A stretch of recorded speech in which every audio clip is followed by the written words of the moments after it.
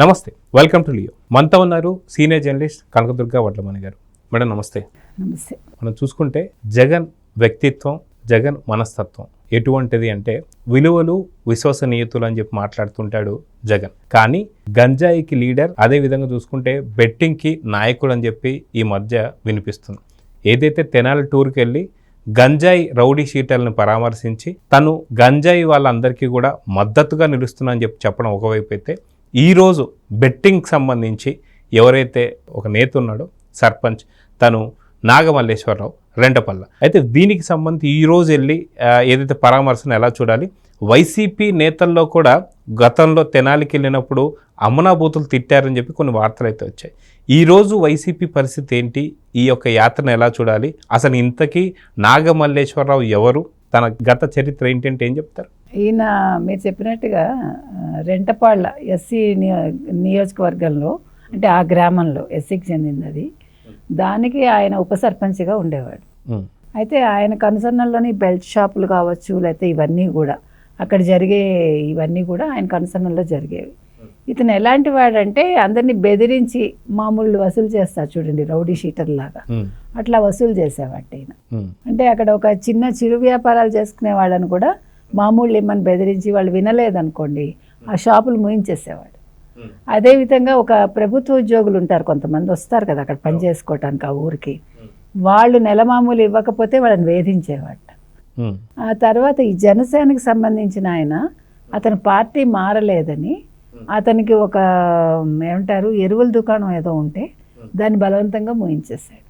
అంటే మీకు అర్థమైందా ఇప్పుడు? అంటే జగన్మోహన్ రెడ్డి అడుగుజాడల్లో నడుస్తూ బెదిరింపులకు పాల్పడుతూ, అంటే ప్రతి వాళ్ళని బెదిరించి డబ్బులు వసూలు చేయటం, అంటే దందాలు చేయటం, అది అతని వృత్తి. అంటే మామూలుగా అయితే ఉప సర్పంచ్, అది వృత్తి అనుకుంటే ఈయన ప్రవృత్తి ఇదన్నమాట. సో ఇలాంటి నాగమల్లేశ్వరరావుకి అసలు విగ్రహం పెట్టడం ఏంటి? ఆ విగ్రహం ఇవాళ మళ్ళా నేను ఆల్రెడీ ఆవిష్కరణ అయిందంటున్నారు, మళ్ళా పునరావిష్కరణ చేస్తాను ఈయన వెళ్ళటం ఏంటి? పరామర్శకని వెళ్ళటం ఏంటి? అంటే మీరు అన్నట్టు జగన్మోహన్ రెడ్డి ఒక గంజాయి లీడరు, ఒక బెట్టింగ్ నాయకుడు అని వాళ్ళ పేరు తెచ్చుకున్నాడు. ఇంకా ఇంకొకటి కూడా ఉంది కదా ఆయనకి, మద్యం స్కామ్కి మరి లీడర్ అనాలో ఆద్యుడు అనాలో, ఇలాంటి వాళ్ళు బిగ్ బాస్ ఆయన, మద్యం స్కామ్కి బిగ్ బాస్ ఆయన. కాబట్టి అంటే మొత్తం గంజాయి బ్యాచ్కి కూడా ఆయనే ఏమనాలి పెద్ద తలకాయ అన్నమాట. సో ఇన్ని పేర్లు ఎవరికి కూడా వచ్చి ఉండవు. అంటే ఈ రకంగా మామూలుగా ఏదో మంచివాడు, మంచి లీడరు, లేకపోతే మంచి ప్రజాసేవకుడు, ఆయన చాలా మంచి మనసు, ఇట్లాంటివి వింటాం మనం. అందుకు భిన్నంగా మీరు జగన్మోహన్ రెడ్డి గురించి ఇలాంటి మాటలు వింటారు. సో అలాంటి జగన్మోహన్ రెడ్డికి ఇష్టమైన వాళ్ళందరూ కూడా అలాంటి వృత్తుల్లోనే ఉంటారనమాట. అంటే బెదిరించటాలు, అన్యాయంగా లాక్కోటాలు, లేకపోతే అన్యాయంగా వాళ్ళని పంపించేయటాలు, ఊరి నుంచి పంపించటాలు, లేకపోతే వాళ్ళ వ్యాపారాల మీద దెబ్బ కొట్టడాలు, వీటిలలో ఆరితేరిన వాడు ఈ నాగమల్లేశ్వరరావు. అది కూడా మనం చూసుకుంటే వైఎస్ ఫ్యామిలీలోనే ఒక వినికిడి వినిపిస్తుంది. ఏదైతే ఈరోజు నాగమల్లేశ్వరకు సంబంధించి పరామర్శకు వెళ్తున్నాడని చెప్పేసి అన్న తర్వాత, కనీసం 2019 మార్చి 15 హత్యగాయించబడినటువంటి ఒక వైఎస్ వివేకానంద రెడ్డి గారి యొక్క విగ్రహం స్థాపించారా? దాన్ని కనీసం పూలదండ వేశారా? కనీసం సంవత్సరానికి ఒకసారైనా సరే తను నమస్కరించుకుంటున్నారా? బాబాయి మీద లేనటువంటి ప్రేమ ఈ నాగమల్లేశ్వరరావు మీద ఎందుకు వస్తుంది అని చెప్పేసి అడుగుతున్నారు. దీనికి సమాధానం ఏం చెప్తారంటే, అంటే మరి బాబాయ్ హత్య ఎలా జరిగిందో మీకు తెలుసు. దాని కారకులు, కర్తలు, కర్మలు అన్నీ కూడా వాళ్లే కాబట్టి అక్కడ ఆయన విగ్రహం ముట్టుకునే ధైర్యం లేదు ఈయనకి. ఇప్పుడు విగ్రహ ప్రతిష్ఠ చేసేంత దమ్ము ధైర్యం లేదు. ఎందుకంటే ఇప్పుడు వాళ్ళ చెల్లెలు కూడా దాన్ని తేల్చమని అడిగింది. 5 ఏళ్ళు ముఖ్యమంత్రిగా ఉండి ఆయన మీరు చెప్పినట్టుగా ఒక విగ్రహం పెట్టలేదు, అసలు ఎప్పుడు కూడా బాబాయ్ని తలుచుకోరు, ఆయన సంవత్సరికాలు అలాంటివి ఎప్పుడైతాయో కూడా ఆయనకు తెలియదమ్మా పాపం, అసలు అలాంటివి తెలియదు ఆయనకి. కానీ మీరు అన్నట్టుగా ఇలా అంటే ఆయన మరి గంజాయి బ్యాచ్ కాదు కదా, ఎవరు బాబయ్య, బెట్టింగ్ అది వెళ్ళలేదు కదా ఆయన ఇట్లా మద్యం స్కామ్లో కూడా ఇరుక్కోలేదు. అందుకని అలాంటి వాళ్ళ జోలికి ఆయన వెళ్ళడు. ప్లస్ ఆయన్ని ఆల్రెడీ మరి ఒక ఎంపీ సీటు కోసం ఆయన ప్రాణాలే తీయించారు కదా, మరి ఇప్పుడు అలాంటి వాళ్ళని ఎలా తలుచుకుంటారు? ఇక్కడంటే మనకి అవకాశం ఉంది ఇక్కడ. అంటే ఒక బెదిరింపులకు పాల్పడి ఒక బెట్టింగ్ యాప్లో చచ్చిపోయిన వ్యక్తి, అంటే మీకు ఎలక్షన్స్ ముందు ఏం జరిగిందంటే మళ్ళా జగన్మోహన్ రెడ్డి వస్తాడు అని ఆయన మే 6న బెట్టింగ్ యాప్లు పెట్టుకున్నాడు. మే 13 కదా ఎలక్షన్ జరిగింది. ఖచ్చితంగా జగన్మోహన్ రెడ్డి వస్తాడని ఒక డాక్టర్ని ఒక మనిషిని పెట్టుకుని వీళ్ళు 2 కోట్ల వరకు, 2 కోట్లు ఎప్పుడు పెట్టండి, ఫస్ట్ 1.5 కోటి అనుకున్నారు వీళ్ళు.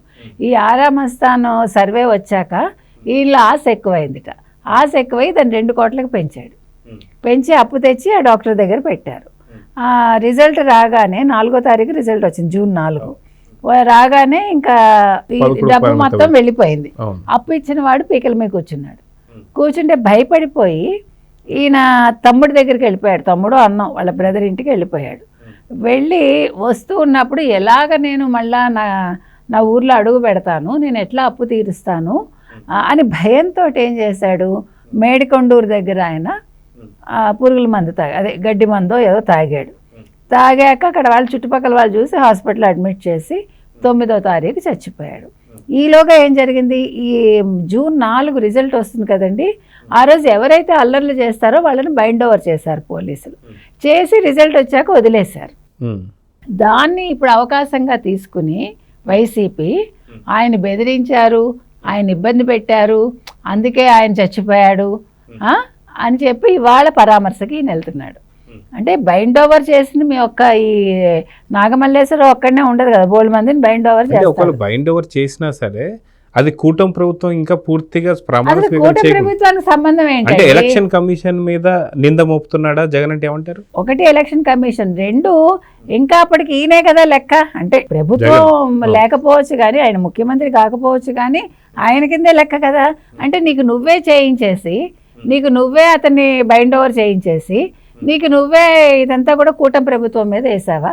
12వ తారీఖు కదా వాళ్ళు ప్రమాణ స్వీకారం చేశారు, 9ని చచ్చిపోయాడు. మరి ఏ రకంగా సంబంధం? అంటే ముందే నువ్వు పగ్గాలు ఇచ్చేసావా కూటమికి? అయితే ఇక్కడ ఇంకొక మాట కూడా వస్తుంది మేడం, ఏంటంటే గతంలో తెనాలికి సంబంధించినటువంటి ఒక జాన్ విక్టర్ ఇంటికి వెళ్ళినటువంటి ఒక జగన్మోహన్ రెడ్డి వాళ్ళు గతంలో ఎలాంటి కొట్లాడారు, బకెట్లతోని ఆ చేతికి ఏది దొరుకుతుంది రాళ్లతోని చైన్ స్నాచింగ్లు ఇవన్నీ చేస్తున్నారు, వాళ్ళకు కూడా మద్దతు ఇచ్చాడు. సో వీళ్ళకు కూడా మద్దతు ఇవ్వడంతోనే వైసీపీ చాలా పూర్తిగా దెబ్బతినింది. దాని తర్వాత అమరావతి మహిళలపైన సొంత సాక్షి ఛానల్లో బూతులు తెచ్చిందంతో ఇంకా పూర్తి కోల్పోయింది. ఈరోజు ఇంకా పూర్తిగా భూస్థాపితం అయిపోయిందని చెప్పి అనుకోవాలి. అయితే ఇవన్నీ చూస్తుంటే జగన్మోహన్ రెడ్డి మధ్యస్థిమితం ఎలా ఉంది ఏంటి అనేది ఒక రకంగా మాట్లాడుతూ వస్తున్నారు. సో దీని నుంచి మీరు ఏం చెప్తారు? అంటే మీరు చెప్పినట్టుగా ఇప్పుడు ఒక జాన్ విక్టర్ ఎలాంటి వాడో అందరికీ తెలుసు. అలాంటి వ్యక్తిని వెనకేసుకొస్తాడు. అసలు అమరావతి మహిళల మీద ఎంత దాష్టికం చేశారండి, వాళ్ళని ఎలా కొట్టి కడుపులో కొట్టి, మీరు ఆ విజువల్స్ అన్నీ ఉన్నాయి మనకి. అసలు ఎంత అన్యాయం అది. మళ్ళా మొన్నను వాళ్ళ సాక్షి ఛానల్లో మాట్లాడితేనే అమరావతి మహిళలు వేశ్యలు అని మాట్లాడితేనే వీళ్ళు పట్టించుకోలేదు కదా. అంటే జగన్మోహన్ రెడ్డి ఎలాంటి వాడు అంటే నేను చెప్తున్నా, భారతీ రెడ్డి లాంటి వాళ్ళు పట్టించుకోలేదు కదా మహిళలు అయ్యి ఉండి. కాబట్టి మీకు ఇతని మనస్తత్వం ఎలా ఉంటుంది అంటే వాళ్ళు నవ్వుతూ ఉంటాడు. మీరు విజువల్స్ ఒకసారి మనం చూసుకోవాలి. మీకు మామూలుగా కొంచెం మతిస్థిమితం లేని వాళ్ళు ఒకలా వెరినవ్వు నవ్వుతారు చూడండి, అట్లా నవ్వుతూ ఉంటాడు ఆయన.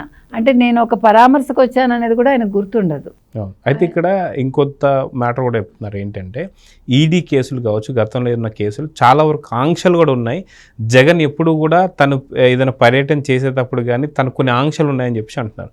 కానీ వాటన్నిటిని బ్రేక్ చేసి ఈరోజు ఇలాంటి యాత్రలు కానీ చేస్తూ అది కూడా చేయకూడదని చెప్పి జగన్ అంటున్నారు. సో ఇవన్నీ తీస్తే ఖచ్చితంగా ప్రభుత్వం కూటమి ఏదైతే ఉందో సుమోటో కింద కేసు కూడా నమోదు చేయొచ్చు అంటున్నారు. సో మీరేమంటారు? చెయ్యొచ్చండి. ఇంకా ఏమి చేయకుండానే వీళ్ళు ఇంత హడావిడి చేసేసి తెల్లారులేస్తే కూటమి అది చేసింది ఇది చేసింది, జగన్మోహన్ రెడ్డిని చూసి భయపడుతోంది, జగన్మోహన్ రెడ్డిని రానివ్వట్లేదు, జనసంద్రంతో నిండిపోయింది పొదిలి, ఇన్ని వ్యాఖ్యానాలు చేస్తున్నారు. జగన్మోహన్ రెడ్డికి తెలిసే చేస్తున్నాడండి ఇవన్నీ. కాకపోతే ఏంటంటే అక్కడ అమాయకంగా నటిస్తాడా వాళ్ళ ముందు, లేదు నిజంగా ఏదైనా తేడా కొట్టిందా 11 సీట్లు వచ్చేసరికి, ఆ తేడా వల్లే ఇవాళ వెనకాల జై జగన్ లేకపోతే సీఎం జగన్ అని అనిపించుకుంటున్నాడా, లేకపోతే ఆయన అనిపించుకోకపోయినా సజ్జల్ లాంటి వాళ్ళు ప్రజల్లో ఆయన మీద ఒక అంటే ఆయన మనస్తత్వం ఎలా ఉంది ఏంటి అని తెలుసుకోవడానికి వీలు లేకుండా ఈ రకంగా ఏర్పాటు చేశారంటే ఆయన మైండ్ సెట్ తెలుసు కాబట్టి ఇలా అర్పిస్తూ ఉంటే జగన్ కొంచెం నార్మల్గా బిహేవ్ చేస్తాడేమో అక్కడ. లేకపోతే ఈ పార్టీకి ఆ రోజు టీవీ పగిలిపోయి ఉంటుంది కదా మీకు ప్యాలెస్లో. టీవీ పగలడం ఏంటి, ఇంకా ఏం జరిగాయో మనకు తెలియదు, సజ్జలు ఏమయ్యాడో అంటే సజ్జలకే తెలుస్తుంది అది. సజ్జలు ఉతికి ఆరేస్తారా లేదా, సజ్జలను ఏం చేశారు జగన్మోహన్ రెడ్డి అనేది వాళ్ళకి తెలియాలి, ఎందుకంటే వాళ్ళ మనుషులు కాబట్టి. ఇటువంటి జగన్మోహన్ రెడ్డి మరి ఇవాళ అసలు వెళ్ళటం అనేది చాలా తప్పు. ఇంకా వీళ్ళు అసలు కేసులు పెట్టచ్చు, ఇవాళ అన్ని హక్కులు ఇవాళ కూటమికి ఉన్నాయి. కానీ కూటమి ప్రతిదానికి ఎందుకు వెనకంజ వేస్తుందంటేనండి వీళ్ళని చూసి భయపడి కాదు, లేనిపోని గొడవలు ఎందుకు మనకి. ఇప్పుడు ఇది కాదు మనకి ముఖ్యం, మనకి జగన్మోహన్ రెడ్డి అసలు సమస్యే కాదు, జగన్మోహన్ రెడ్డి మనకి ముఖ్యం కాదు. అసలు మనం జగన్మోహన్ రెడ్డి మీద ఫోకస్ పెట్టక్కర్లేదు, మనం ఫోకస్ పెట్టాల్సింది ప్రజల మీద, ప్రజా సమస్యల మీద. అందుకే కుప్పల్లో ఒక మహిళకు అన్యాయం జరిగితే ఇమీడియట్గా చంద్రబాబు నాయుడు గారి ఫోన్ మాట్లాడి స్పందించి 5 లక్షలు ఆవిడకి పంపించి ఆవిడకి పిల్లాడిని చదువు చెప్పించమ్మా ఇలా జరిగింది అని ఈయన సారీ చెప్పి, అసలు ఈయనకి సంబంధమే లేదు, కానీ ఈయన దాన్ని ఒక బాధ్యతగా వెంటనే చేశారంటే ఇక్కడ నేను ఎందుకు చెప్తున్నానంటే జగన్మోహన్ రెడ్డి గారికిను చంద్రబాబు నాయుడు గారికి ఉండే వ్యత్యాసం చెప్తున్నా. ఇప్పుడు చంద్రబాబు నాయుడు గారు ఇమీడియట్గా 5 లక్షలు ఇచ్చారు, మేము వరదల్లో బురదల్లో దిగి మేము 1 కోటి రూపాయలు పరిహారం అని చెప్పి మేము తర్వాత మాట్లాడుకుని మా వాళ్ళతో చర్చించి మీకు చెప్తామన్నాడు. ఇంకా చర్చలు ముగియలేదు, అంటే 1 year అయిపోయిందేమో వరద వచ్చి, ఆల్మోస్ట్ మనకు తెలీదు పాపం, ఇంకా చర్చలు ముగియలేదు. అంటే జగన్మోహన్ రెడ్డి వేటి మీద దృష్టి పెడతాడు అంటే నేను చెప్తున్నా, అంటే ఆయన మనస్థితి అడిగారు కదా, ఆయన మనస్థితి ఏంటంటే ఇవ్వడం అనేది ఆయన జాతకంలో లేదు, ఆయన చేతిలో లేదు. మాటలు ఇస్తాడు అంతే, మాట ఇచ్చేసి తప్పటం అనేది ఆయనకుండే నైజం అన్నమాట. చంద్రబాబు నాయుడు గారు అవుట్ ఆఫ్ ద వే వెళ్ళి ఏదైనా కూడా సహాయం చేయటం ఆయన ఇది. ఎక్కడ ఎవరికి ఏ సమస్య వచ్చినా ముందు స్పందిస్తారు, ఇమీడియట్గా రెస్పాండ్ అవుతారు. ఇవాళ కుప్పల్లో భర్త వల్ల ఆవిడ ఇబ్బందులు ఎదుర్కొని ఆవిడ అనవసరంగా దెబ్బలు తినాల్సి వస్తే ఆ బాధ్యత ప్రభుత్వం తరఫున ఆయన తీసుకుని, ఆయనకు సంబంధం లేకపోయినా, కుప్పం ఆయన నియోజకవర్గం అయినా కూడా కుప్పంలో జరిగేదానికి ఈయన ఎందుకు బాధ్యులు అవుతారండి? ఇప్పుడు మీ సాక్షి ఛానల్లో జరిగిన దానికే మీరు బాధ్యత తీసుకోలేదు, అంతలాగా మహిళల్ని అంత చెడ్డ మాటలు అంటేనే మీరు బాధ్యత తీసుకోలేదు, మీకు క్షమాపణ చెప్పడానికి మీకు నోరు రాలేదు. మీకు జగన్మోహన్ రెడ్డికి కానీ ఎవరు భారతీరెడ్డికి కానీ ఇవాళ కొమ్మినేని షో పెట్టి వాళ్ళు తిట్టడానికి లేదు కాబట్టి ఆయన మాట్లాడలేదు. అంటే సుప్రీంకోర్టు ఆర్డర్స్ ఇచ్చింది కదా ఈ విషయాల మీద మీరు చర్చించకూడదని, అందుకని మాట్లాడకుండా వాళ్ళకి చాలా కృతజ్ఞతలు చెప్పేసుకున్న ఆయన తర్వాత ఏడ్చేశాడు ఇవాళ లైవ్లో. అంటే నేను అనేది ఏంటంటే ఇవాళ కూడా కొమ్మినేని కృష్ణరాజు మాట్లాడింది తప్పు అని ఒక మాట అనలేదు, అది నేను చెప్తున్నా. నాకు మిగతావన్నీ అనవసరం. ఇవాళ కొమ్మినేని చెప్పలేదు, కనీసం దాని మీద ఒక్కళ్ళు కూడా వ్యాఖ్యానించలేదు, జగన్మోహన్ రెడ్డి చెప్పలేదు, భారతీరెడ్డి గారు చెప్పలేదు, ఎవరూ చెప్పలేదు. కానీ ఇది చంద్రబాబు నాయుడు గారికిను జగన్మోహన్ రెడ్డికి ఉండే వ్యత్యాసం. కాబట్టి ఇంకా ఆయన మనస్థితి గురించి ఇంతకంటే మనం మాట్లాడుకోవాల్సిన పని లేదండి. కాబట్టి ఇవాళ ఆయన ఈ పర్యటన మీద మళ్ళీ రేపు మనం ఇంకో వీడియో చేసుకుందాం. ఎందుకు చేయాలంటే ఇవాళ వృద్ధుడు అయ్యాడు, వృద్ధుడు చనిపోతే వీళ్ళు ఏం చేశారు, అసలు దాన్ని ఫర్దర్గా ఏం జరిగింది అనేది మనం మళ్ళీ మాట్లాడుకుందాం. సో చూద్దాం మేడం. ఖచ్చితంగా మొన్న తెనాలికి సంబంధించి జాన్ విక్టర్ కావచ్చు, ఈరోజు నాగమల్లేశ్వర్ కావచ్చు, అదేవిధంగా చూసుకుంటే వీళ్ళిద్దరికి సంబంధించి ఆ యొక్క ప్రాంతాలు తెనాలి కావచ్చు, సత్తెనపల్లి కావచ్చు, వీళ్ళిద్దరి గురించి కూడా కామెంట్ రూపంలో మన వ్యూవర్స్ కూడా వాళ్ళు ఎలాంటి వాళ్ళని తెలియజేయమని చెప్పుకుందాం. నమస్తే. Please subscribe to Leo news for more videos.